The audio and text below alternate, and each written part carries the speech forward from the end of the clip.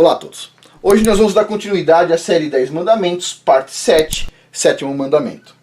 Pois bem, o Sétimo Mandamento todo mundo conhece, certo?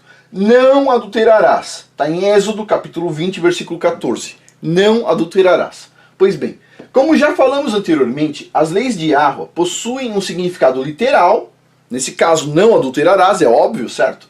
E um significado espiritual.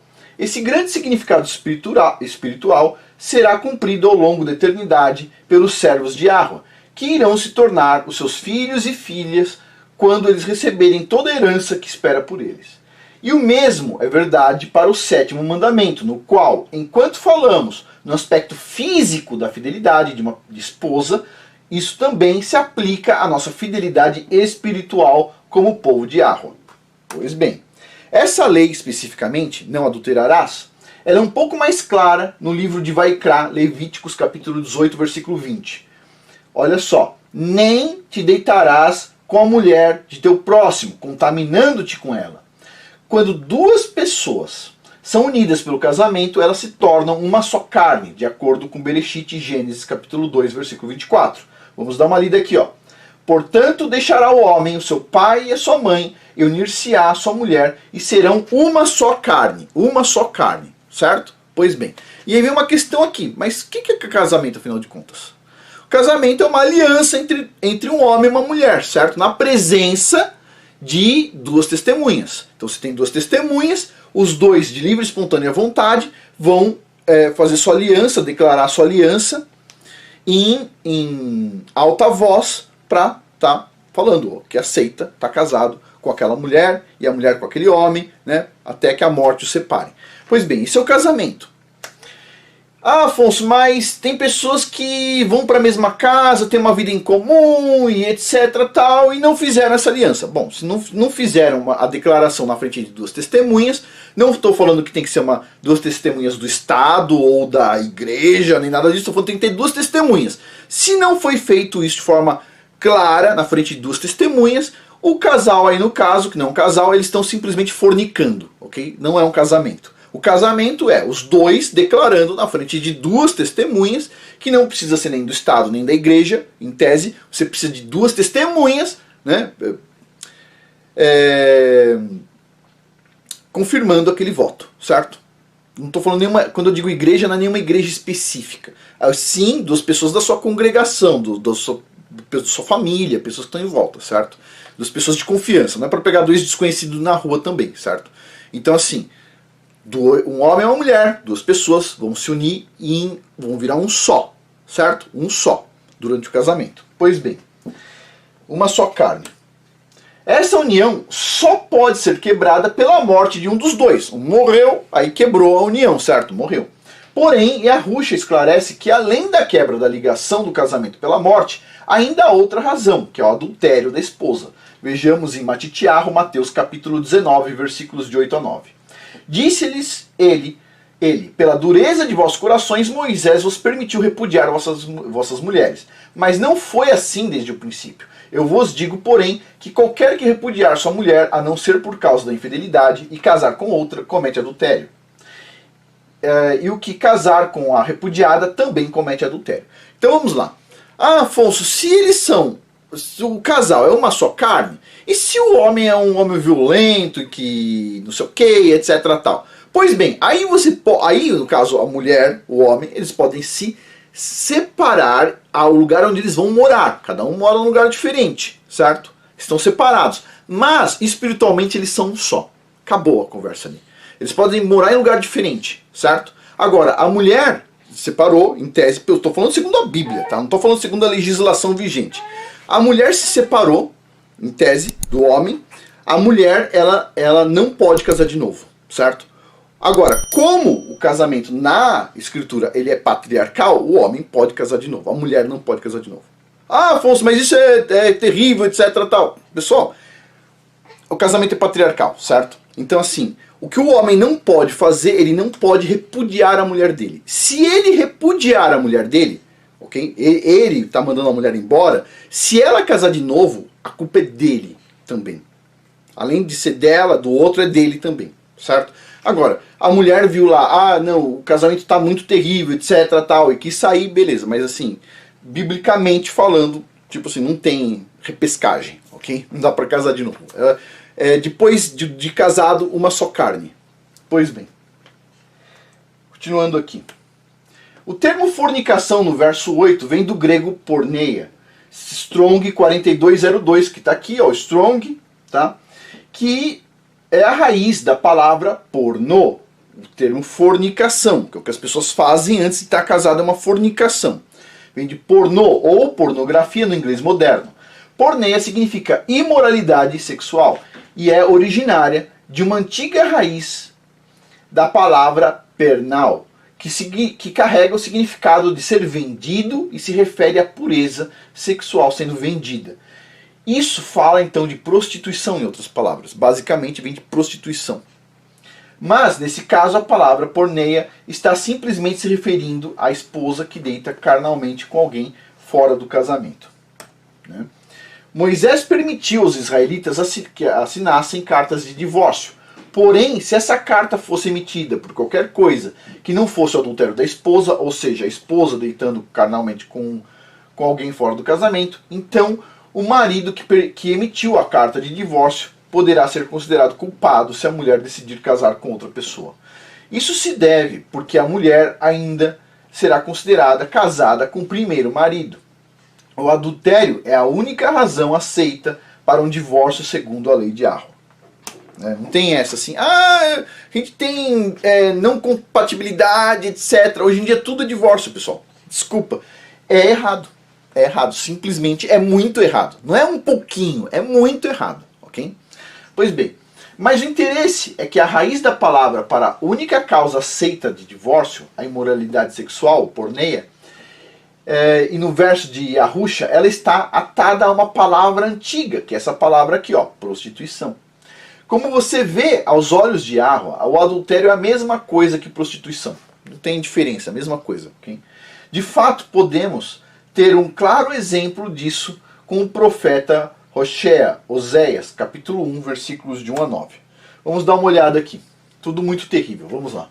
A palavra do Criador, Yahweh, que veio a Oséias, filho de Beri, nos dias de Uzias, Jotão, Acás e Ezequias, reis de Judá, e nos dias de Jeroboão, filho de Joás, rei de Israel, quando Yahweh falou no princípio por Oséias, disse o seguinte: vai, toma por esposa uma mulher de prostituições e filhos de prostituição, porque a terra se prostituiu, apartando-se de Yahweh.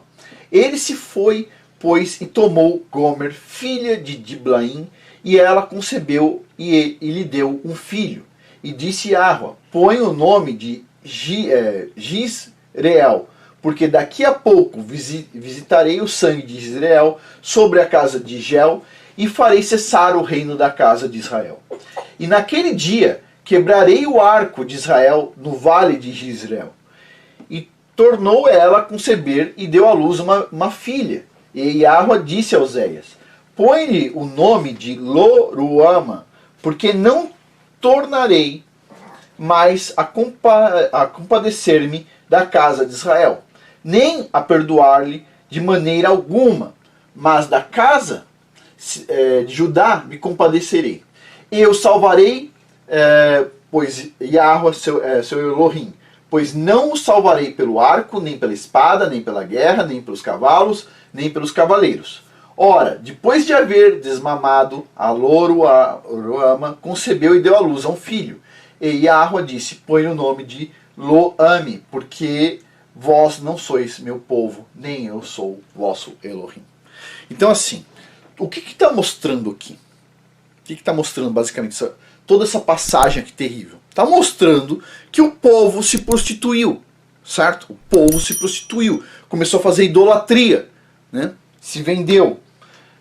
Deste modo, é claramente demonstrado o adultério espiritual, certo? Ou seja, o Criador está mostrando o quê? Ele está mostrando um link entre o pecado, o adultério do povo perante ele, e mostrando através do profeta que casou com uma prostituta, o adultério carnal. Ele está fazendo um link entre as duas coisas.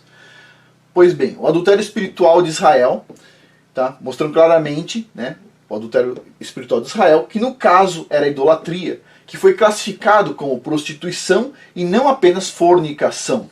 E este é o nível de quebra nacional do sétimo selo, ou seja, quando a nação inteira quebrou o sétimo selo. E tem mais, o sétimo mandamento, desculpa. E tem mais, o sétimo mandamento é o único mandamento que envolve um pacto dentro de um pacto, ou seja, uma aliança dentro de uma aliança. Como você vê, este mandamento está conectado ao casamento, que carrega uma obrigação em si mesmo que o cônjuge deve ter fidelidade ao seu cônjuge. Então assim, vamos lá. Basicamente, o Criador fez uma aliança com o povo, certo? Fez uma aliança.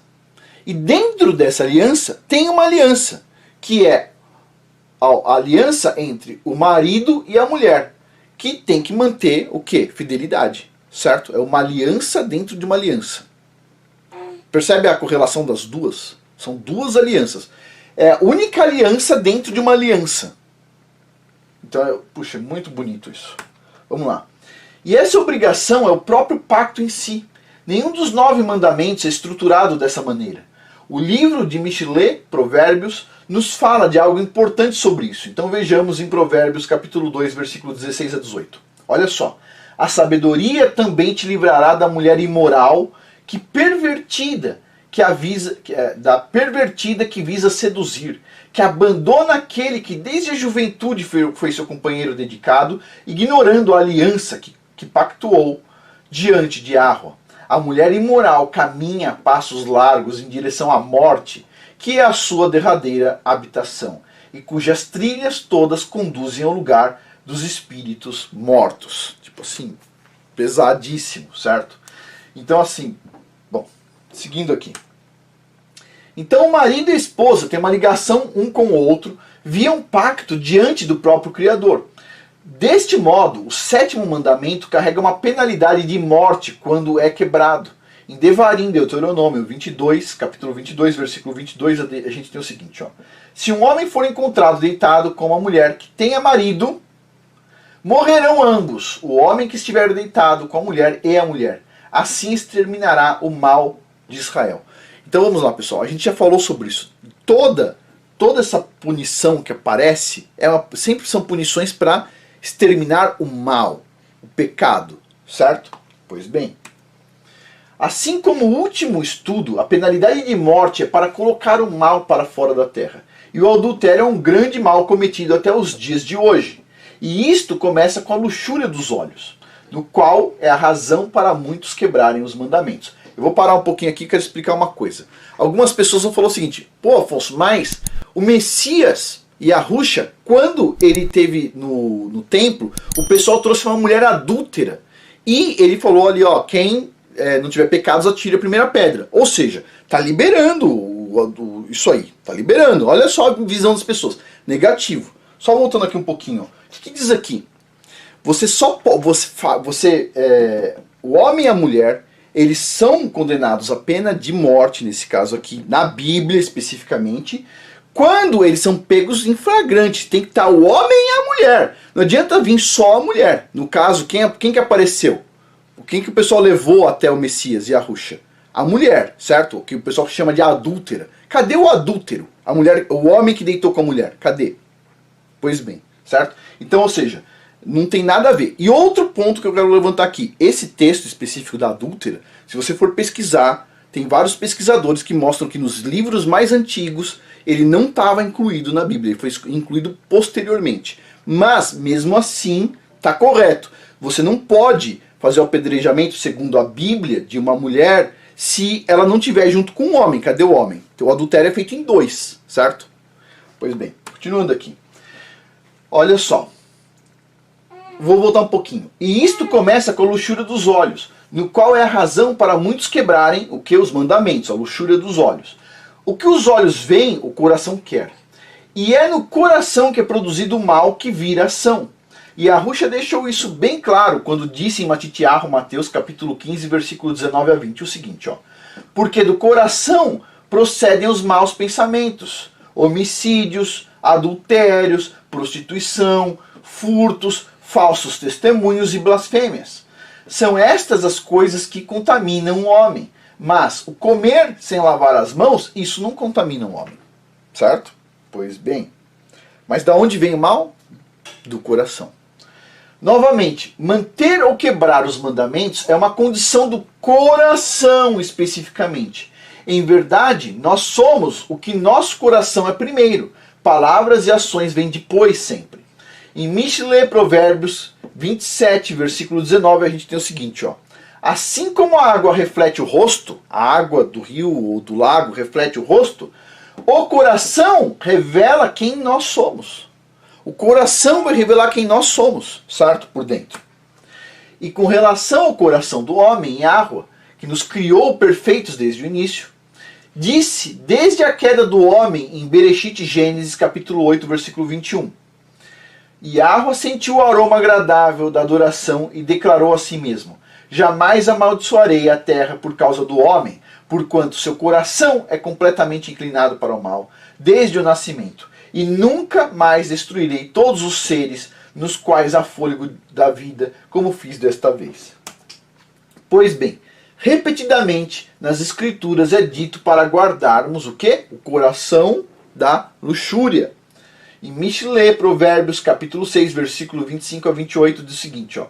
Não cobiceis no teu coração a sua formosura, nem te deixes prender pelos seus olhares. Uau!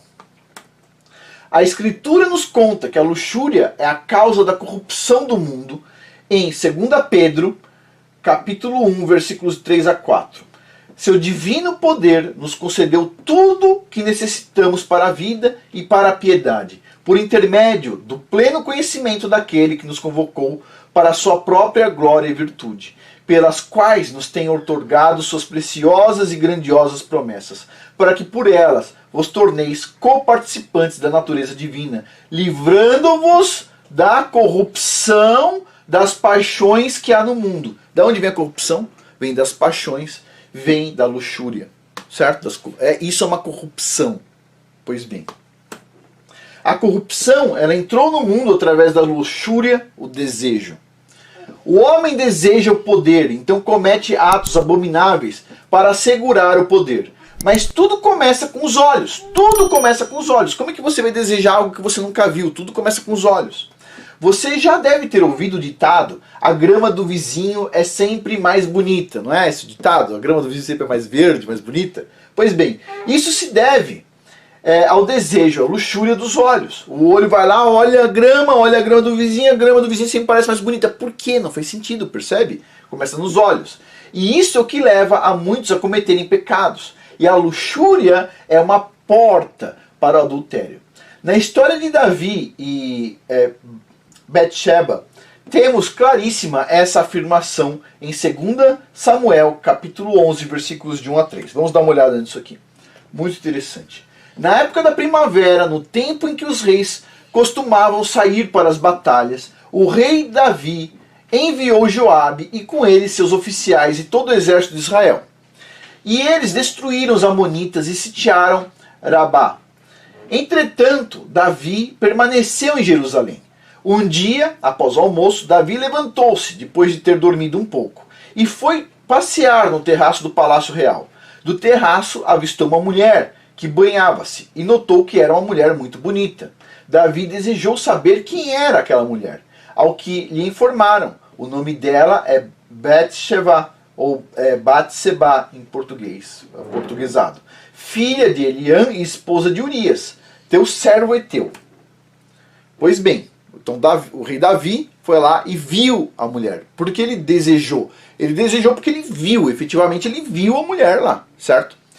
Aqui, nesse exemplo, Davi viu a beleza de uma mulher nua que não era sua esposa, mas sim a esposa de outro homem. E esse foi o início da luxúria que começou com seus olhos e cresceu até virar um pecado. Quando foi contado a Davi que ela era mulher de outro homem, em vez de pôr fim ao pensamento dele, que devia ter posto fim ali, a luxúria se fez uma máquina poderosa que o fez cometer uma grande ofensa contra Yahweh. E tenha em mente que tudo começou quando Davi olhou uma mulher. Nada mais disso. Ele simplesmente olhou uma mulher e ali começou todo o pecado. Certo? Então, continuando aqui, 2 Samuel, capítulo 11, versículo 4. Então Davi mandou que trouxessem para ele e teve relações sexuais com ela, que havia concluído o tradicional ato de purificações em função do ciclo menstrual. Depois ela retornou para sua casa. Seguindo este ato de abominação, a Escritura nos conta que Betseba informou a Davi que ela estava grávida. E Davi enviou uma mensagem a Joabe para enviar Urias de volta a Jerusalém, o marido dela. Davi mandou Urias ir para casa, porém ele ficou na entrada do palácio, junto da guarda real, e não foi para casa. Vamos ver isso aqui em 2 Samuel, capítulo 11, versículo 10 a 11. Vamos lá. Olha só, Urias não desceu à sua casa, o pessoal contou ao rei Davi. Então perguntou Davi a Urias: não vens tu de uma jornada? Por que não desces à tua casa? Respondeu Urias a Davi: a arca, e Israel e Judá estão em tendas, e Joabe, meu senhor, e os servos do meu senhor estão acampados ao relento. Eu entrarei em minha casa para comer e beber, e para deitar com a minha mulher? Como vives tu, e como vive a tua alma, não farei tal coisa. Uau! Tipo assim, o rei Davi, depois de ter feito todo o erro, ele ainda chama o marido da mulher para ver, vai lá, deita com a mulher aí para parecer que, tipo assim, né, o filho é dele. Tipo assim. Então vamos lá. Vamos primeiro um ponto aqui. Vamos fazer um parênteses, tá? Vamos abrir um parênteses aqui. Segundo os rabinos, presta atenção, e a gente já vai falar porque eles estão errados. Segundo os rabinos, o rei Davi não cometeu adultério. Olha só a piada. Não cometeu porque quando ele mandava as pessoas para a guerra, todos os maridos assinavam uma carta de divórcio para a mulher. Vou te fazer a pergunta aqui. Pode assinar carta de divórcio se não foi por traição, né? Basicamente isso? Ou pode? Não pode. Então, se ele fez isso, segundo os rabinos eles falam isso, foi ilegal. Por que foi ilegal? Porque não está nas escrituras. Mas a gente sabe que os rabinos gostam de coisas que não estão nas escrituras, não é verdade? Mas está errado, certo? Está errado. O divórcio é só se houver traição, ponto. Ou, no caso, o marido morreu, aí a mulher pode casar de novo. Antes disso, não. Certo? Para sempre, uma só carne, ponto. Ponto final. Pois bem, continuando aqui. Então, assim, Urias ainda estava sendo uma pessoa bastante, assim, leal, certo? O Urias foi leal. Quem não foi leal? Pois bem. Continuando aqui. Porque Urias disse que não podia ir para casa tomar vinho, jantar e dormir com a mulher dele, uma coisa que ele jurou que não faria. Por quê? Bem, de volta em 1 Samuel, nós iremos aprender a resposta. Quando Davi e seus homens estavam famintos, eles foram ao tabernáculo para buscar por pão que somente os sacerdotes podiam comer. E quando Davi perguntou pelos 5 pães puros, o sacerdote respondeu o seguinte, 1 Samuel capítulo 21, versículo 4 a 5. Diz assim, ó. Ao que, respondendo o sacerdote a Davi, disse, não tenho pão comum à mão. Há, porém, pão sagrado. Se ao menos os mancebos se têm abstido das mulheres, e respondeu Davi ao sacerdote, ele disse, sim, em boa fé, as mulheres se nos vedaram há 3 dias. Quando eu saí, os vasos dos mancebos também eram santos, embora fosse para uma viagem comum, quanto mais ainda hoje que não serão santos os teus vasos. Então assim, basicamente, quando o rei Davi saiu para a guerra, ele tinha esse hábito, não, ninguém vai ter relação com as mulheres, ponto.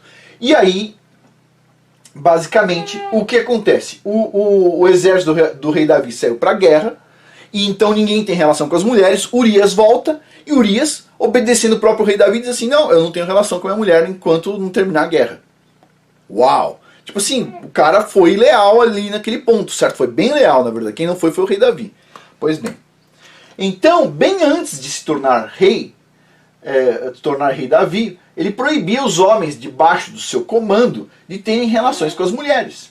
E ele mesmo se abstia enquanto estava em batalha. Então Urias, sendo um homem de honra, decidiu manter essa obrigação, mesmo estando alguns dias em Jerusalém. Uma noite, Davi convidou Urias para jantar e o fez ficar bêbado. E ainda assim, ele se recusou a ir para casa. 2 Samuel, capítulo 11, versículos 14 a 15, a gente vai ler agora.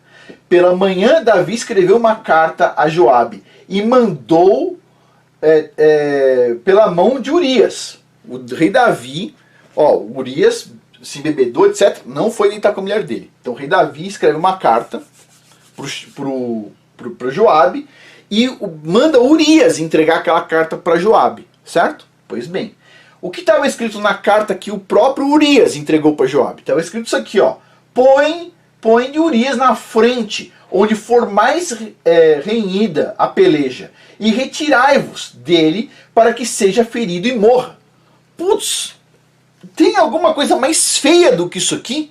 Tipo assim, não só deitou com a mulher do cara, não só engravidou a mulher do cara, o cara foi ileal o tempo todo, e no final das contas, ele ainda manda uma carta pelo próprio cara que ia ser morto pra mandar ele pra frente da batalha. Tudo isso começou com uma imagem que ele entrou pelo olho dele e desceu pro coração. Uma imagem, ok? Pois bem, com esse insulto final, que inclui dormir com a sua mulher, engravidá-la, Davi fez Urias entregar uma carta que continha os detalhes do seu futuro assassinato. E esse é o quão baixo o nível que a luxúria o fez chegar. E a gente não está falando de uma pessoa comum, a gente está falando do rei Davi, certo? Vamos lá, 2 Samuel, capítulo 11, versículos 16 a 18. Enquanto Joabe sitiava a cidade, pôs Urias no lugar onde sabia que havia homens valentes. Quando os homens da cidade saíram e pelejaram contra Joabe, caíram alguns do povo, isto é, dos servos de Davi. Morreu também Urias, o heteu. Então Joabe mandou dizer a Davi tudo o que sucedera na peleja. Nas cartas do livro de Apocalipse, escrita às 7 congregações, Yahushua destacou os 7 estágios espirituais das congregações, aqueles que formam corpo na terra e que irão passar pela tribulação. Vamos analisar a carta da congregação de Tiatira em Razon, capítulo 2, versículo de 20 a 23. Eu vou parar um pouquinho aqui e eu já continuo. Ok, pessoal, continuando. Apocalipse, capítulo 2, versículo 20 a 23. Mas tenho contra ti que toleras a mulher Jezabel, que se diz profetiza. Ela ensina e seduz os meus servos a se prostituírem e a comerem das coisas sacrificadas a ídolos. E dei-lhe tempo para que se arrependesse, e ela não quer arrepender-se da sua prostituição. Eis que a lanço num leito de dores, e numa grande tribulação os que cometem adultério com ela, se não se arrependerem das obras dela. E ferirei de morte a seus filhos, e todas as igrejas saberão que eu sou aquele que esquadrinha os rins e o coração, e darei a cada um de vós segundo as suas obras. Uau, caramba! Nos versos anteriores, vemos que Yahushua está colocando julgamento por adultério nacional e irá colocar os ofensores na grande tribulação. E isso é para sabermos o quão sério Yahushua vê a gravidade desse pecado. Os adúlteros ou fornicadores também estão listados naqueles que irão a ser jogados no lago de fogo, em Apocalipse capítulo 21, versículo 8. Mas, quanto aos medrosos, e aos incrédulos, e aos abomináveis, e aos homicidas, e aos adúlteros, e aos feiticeiros, e aos idólatras, e a todos os mentirosos, a sua parte será no lago ardente de fogo e enxofre, que é a segunda morte. Uau! Pô, Afonso, mas por que o adúltero simplesmente foi lá e teve isso, assim, assado? Vocês viram o que o rei Davi fez? Aquilo ali é o coração do adultério. Aquilo ali é o quão baixo consegue chegar uma pessoa quando ela pratica adultério, quando o coração dela se vira para esse lado. Eu te pergunto, o que é uma pessoa que faz uma coisa dessa? Tipo assim, é muito difícil. É muito difícil ler algo tão horrível quanto aquilo. Certo? É difícil demais. Certo? Porque aquilo ali é o exemplo do adultério. Aquele ali é o coração do adúltero. Ok? Pois bem, continuando aqui. O adultério começa onde? No coração, né? Primeiro a pessoa olha, mas o adultério ele começa a acontecer lá no coração.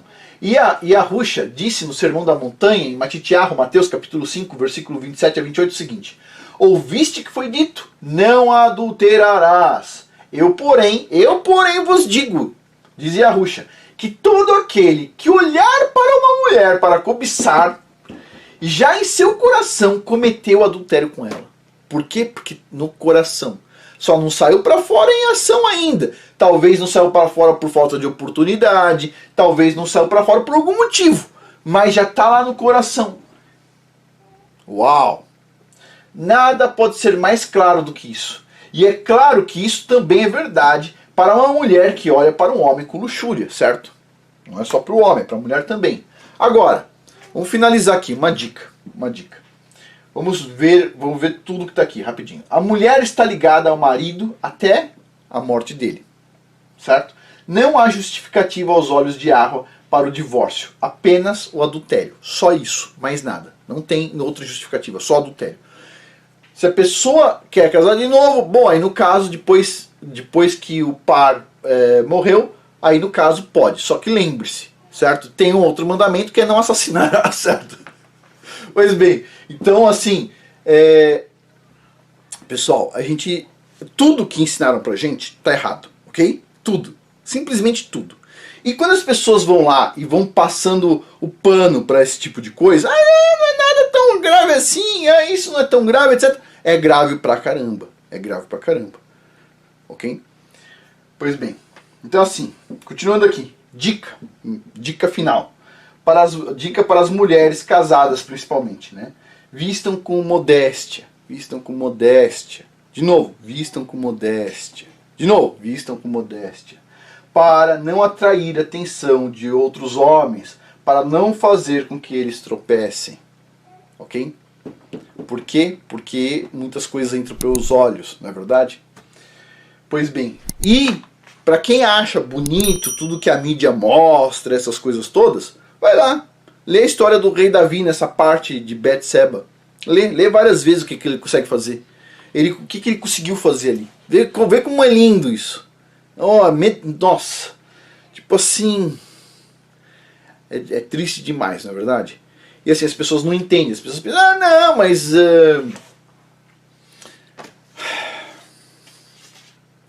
Olha, pessoal, passar pano para esse tipo de coisa não dá certo. Passar pano para adúltero não dá certo, ok? Eu sei que é muito difícil porque as escolas ensinaram tudo errado e os pais passaram pano, deixaram o maior inimigo que uma pessoa pode ter entrar dentro da própria casa e ensinar os próprios filhos, que é a televisão.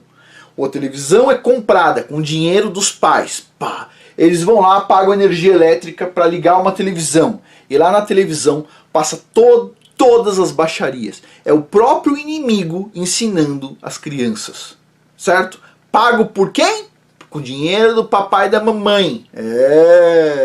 E adivinha quem vai pagar o pecado? Vai ser a televisão? De plástico, etc. Ou vai ser o papai e a mamãe que pagaram? Vai esperando. Então assim, todo mundo aqui já deve ter percebido que nós aprendemos muitas coisas erradas e por isso nós pecamos demais. Certo? A televisão incentiva muitas coisas, a mídia incentiva muitas coisas. Pois bem, se há algum problema, lembre-se, não tenta passar pano, peça perdão, e depois peça perdão de novo, e depois peça perdão de novo, e depois peça perdão de novo, e não se canse de pedir perdão, ok? Porque muitas pessoas fazem errado por ignorância, certo? E a culpa principal, adivinha de quem é? É do papai e da mamãe, certo? É do papai e da mamãe. Por quê? Porque o papai e a mamãe não ensinam a Bíblia. E aí, ainda por cima, além de não ensinar a Bíblia, porque pensam que foi ultrapassada, etc. tal, coloca uma televisão em casa e liga. E ainda por cima, às vezes até paga TV a cabo para assistir os programas. Tipo assim, adivinha de quem que é a culpa. Então assim, é difícil demais, tá? Não adianta passar pano, ok? Eu cometi meus pecados algumas ocasiões, por exemplo, com relação à picadinha de abelhas nas crianças, etc, tal, essas coisas todas, não é isso?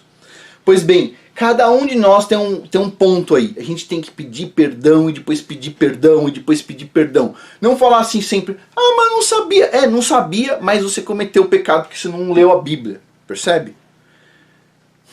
O pior de tudo são os pais que não ensinam a Bíblia para os filhos. O pior de tudo, certo? Tem o sábado, não tem o sábado? O sábado não é um dia para a gente descansar? É um dia que você pega a Bíblia, abre com as crianças, uma hora.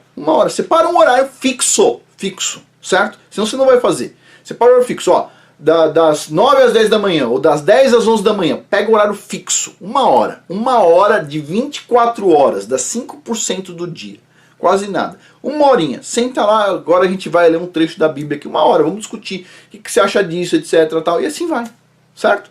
Se prepara um pouco, né? Usa esses vídeos aqui, usa um pouco. O que você está aprendendo aqui, você está aprendendo, põe na sua cabeça, certo? Pôs na sua cabeça, você não precisa pôr o vídeo para passar no sábado. Você pega o que eu estou falando aqui, que também eu aprendo com outras pessoas, aprende e depois senta com seus filhos e ensina, certo? Simples assim. E aí você vai colocar eles num bom caminho, certo?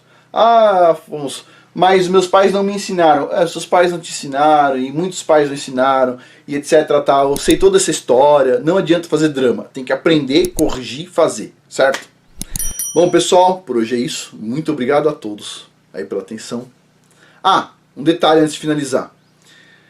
Abaixo tem um link que é da lista de e-mail do canal. Vai lá e se inscreve na lista de e-mail. Lembre-se, vai estar o link, você vai clicar, você vai colocar seu nome e e-mail. Ponto. Enter, né? Você vai clicar lá, Enter. Você clicou, lembre-se, você vai receber um e-mail dizendo assim, você confirma o seu e-mail de cadastro, vai ter um botão. Vocês não tem que responder o e-mail, você tem que apertar no botão. Pum, apertou o botão, feito. Tá, é tudo automático, ok, pessoal? Tô falando isso porque às vezes eu coloco a lista de e-mail, o link, e muitas pessoas me mandam e-mails assim, Afonso, estou confirmando. Depois falam assim, não recebi a newsletter. Não recebi a newsletter porque você não apertou o botão. Detalhe, a newsletter de fevereiro já deve estar para sair, ok? Então, fevereiro ou janeiro? Bom, isso aí. Depois eu checo lá, mas é isso. Depois eu vou fazer um vídeo mais sobre essa questão. Bom, pessoal, por hoje é isso. Muito obrigado a todos aí pela paciência. E aproveita o Shabat para ensinar as crianças, o sábado. Torna ele sagrado de verdade. Bom, por hoje é isso, até mais.